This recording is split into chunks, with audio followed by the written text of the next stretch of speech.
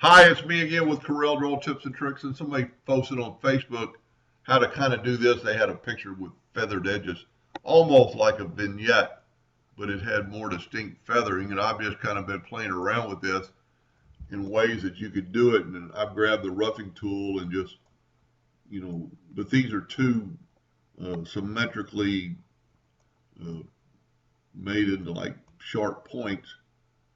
If you then had this smoothing tool, you could take and make these less abrupt. If you don't have the smoothing tool, you could possibly do this with, but I'm just trying to make them weird looking and a little bit of feathering. And so then, let's say this is good for you. Let's bring it over here.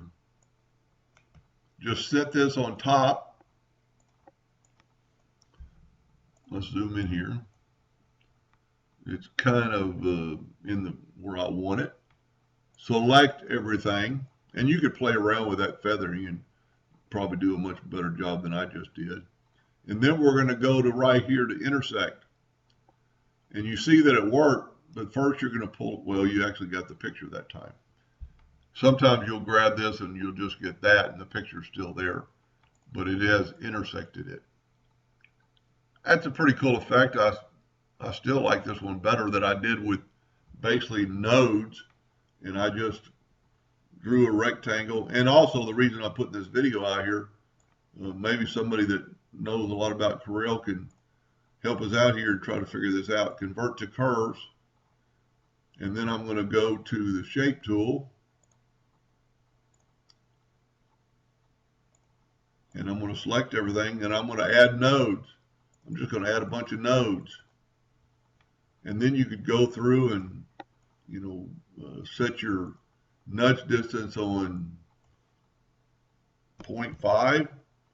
You get your shape tool and just up, down, up, down, down, or up. I'm having trouble talking and trying to concentrate. But you can kind of see what I'm doing. I'm just kind of making it. And one thing good about this, you really only have to do one side, and you'll see in just a second. And I'm still having trouble talking and doing something, and then you could actually move some over and, completely change it. So let's say that's good. Then if you do have the smoothing tool, which is available in X8 or above, you could go through there and kind of smooth that out. And like I said, you only have to really do that to one side, because now we're going to Control D and make a duplicate and rotate it 90 degrees, 90 degrees, 90 degrees, and smart fill the center.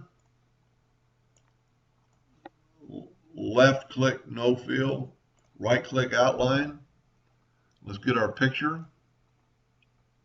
We'll actually make this a little bit smaller. Let's get this out of the way. I think this might be the best one. Intersect. And see, that time I just got the box, but the picture is done. Now that's not really a feathering effect, but it is a cool effect. And maybe you've got some artistic ability to make that look really good. Hope that helped a little bit. Thank you for watching.